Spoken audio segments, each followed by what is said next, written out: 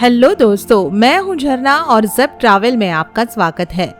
दोस्तों, इस व्लॉग में आपको बताऊंगी पंजाब प्रांत के अमृतसर में आया हुआ गोल्डन टेम्पल या फिर कहो कि श्री हरमंदिर साहिब गुरुद्वारा और पास ही आया हुआ जलियांवाला बाग। तो मेरे साथ जुड़े रहिएगा पूरी जानकारी के लिए। यहाँ अंदर टेम्पल में जाने के लिए 4 गेट्स है। आप अपना मोबाइल फोन अंदर ले जा सकते हो, पर आपको अंदर आने से पहले अपने जूते चप्पल शू रैक में रख देने होते हैं। यहाँ स्वयं सेवक होते हैं, जिसे सेवादार भी कहा जाता है, जो निशुल्क अपनी सेवाएं देते हैं इस काम के लिए। और देखिए, अंदर जाने से पहले बाहर का ये नजारा। यह गुरुद्वारा सुबह 4 बजे से रात के 10 बजे तक खुला रहता है और यहाँ अंदर दर्शन करने के लिए कोई टिकट या वीआईपी पासेस नहीं है। सभी लोग एक समान माने जाते हैं और अमीर हो या गरीब, सबको एक ही छत्र छाया में समान हक से जाने का मौका मिलता है, जिससे मन में किसी प्रकार का घमंड नहीं रहता। यहाँ दर्शन करने के लिए आपको ट्रेडिशनल या एथनिक वेयर यानी कपड़े पहनने होंगे। लेडीज को जीन्स अलाउड नहीं है और माथे पर ओढ़नी पहननी होती है। जेंट्स को भी अपना सर ढकना होता है। तो हम इस गेट के अंदर पहुंच गए। ये देखिए, यह है अमृत सरोवर। इस गुरुद्वारा में दर्शन करने से पहले कई लोग इसमें नहाते हैं। अगर आप नहाना नहीं चाहते हैं तो अपने हाथ पैर और सर पे थोड़ा सा पानी डाल लीजिए। यहाँ इस तरह स्वयंसेवक पानी की सफाई करते आपको दिखाई देंगे। फिर हम इस दर्शन की लाइन में आगे आ गए। इस तरह यहाँ लंबी लाइन लगती है। आपको कुल मिलाकर 4 से 5 घंटे लग सकते हैं।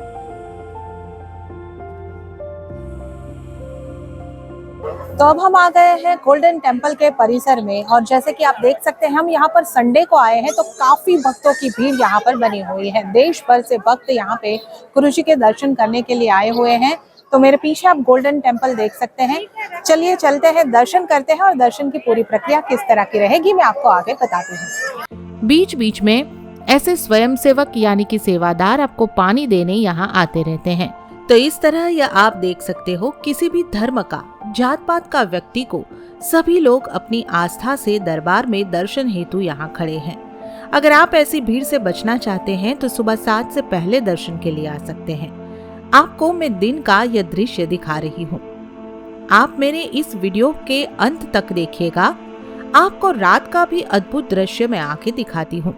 तो इस तरह धीरे धीरे हम आगे बढ़ते चले जा रहे हैं।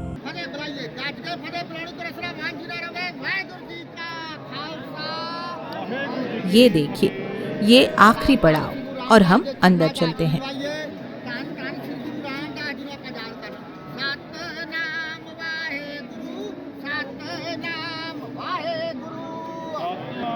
वैसे तो यहाँ से आगे शूटिंग अलाउड नहीं है, फिर भी मैंने आपके लिए यहाँ शूट किया है, तो मैं आपको अंदर से इतने ही दृश्य दिखा सकती हूँ। अब मैं भी कुछ पल अपने मन की शांति और श्रद्धा से प्रार्थना कर लेती हूँ।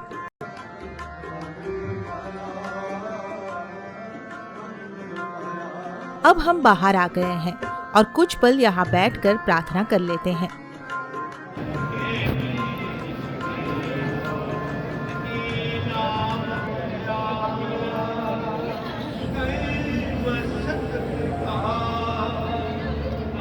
यहाँ से आगे बढ़ते ही प्रसाद की व्यवस्था की गई है। प्रसाद लेकर आगे बढ़े।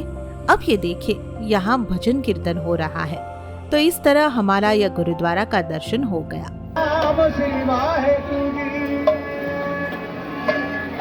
गोल्डन टेम्पल में गुरुजी के दर्शन करके मैं बाहर आ गई हूँ। हमने सुबह 7 साढ़े 7 बजे इसी लाइन से शुरुआत की थी। अब भी यहाँ से ही लाइन शुरू हो रही है और अभी करीबन 11:30 बज रहे हैं। हमने अच्छे से गुरुजी के दर्शन यहाँ पर कर लिए हैं।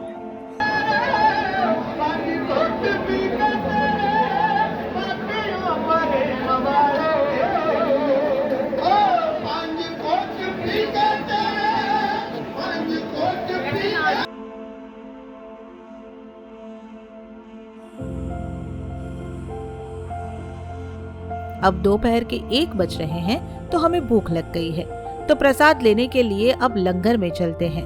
यह लंगर यानी कि प्रसादालय, जहां आप कोई भी भक्त जा सकते हो खाने के लिए। यहाँ भी समयानुसार भीड़ रहती है। ऐसा माना जाता है कि राजा अकबर ने भी यहाँ खाना खाया था। तो इस तरह यह अन्न क्षेत्र आप देख सकते हो। यहाँ चूल्हा रात 10 बजे तक चलते रहता है। अब हमने खाना भी खा लिया और दोपहर के 3 बज रहे हैं, तो हमने प्लान बनाया जलियांवाला बाग देखने का। यहाँ के लिए आपको कोई टिकट लेनी नहीं है, आपको इस रास्ते से अंदर जाना है। अंदर जाने के लिए ये एक छोटा सा रास्ता है। यहाँ अंदर जाते वक्त आपके रोंगटे खड़े हो जाते हैं और मन में एक विषाद की भावना उमड़ रही थी।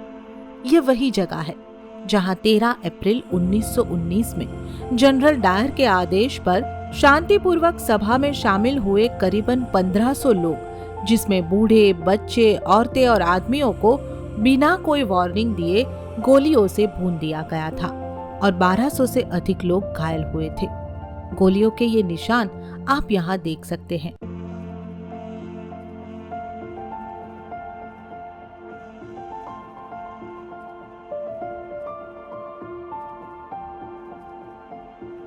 तो अब हम आ गए हैं जलियांवाला बाग में। जलियांवाला बाग का हत्याकांड, इसके बारे में हम सब ने पढ़ा है। अपनी स्कूल की इतिहास की पढ़ाई हो या आज तक, हम में से हर बच्चे, हर नौजवान, हर हिंदुस्तानी जलियांवाला बाग हत्याकांड को जरूर जानता ही है। जनरल डायर की सूचना से जो यहाँ पे हमारे देशवासियों पर जो गोलियां चली थी, उसका ये स्मारक है जलियांवाला। क्योंकि इस जो बाग है जलियांवाला बाग की, इसकी जो ऊंची ऊंची दीवारें हैं उसे फांदना मुश्किल था। तो इस बाग में हमारे हजारों भारतीयों की मौत हुई थी इन अंग्रेजों की वजह से। आइए इस बाग की मुलाकात लेते हैं। यहाँ पे एक शहीदी कुआं है, वो भी हम आपको दिखाएंगे।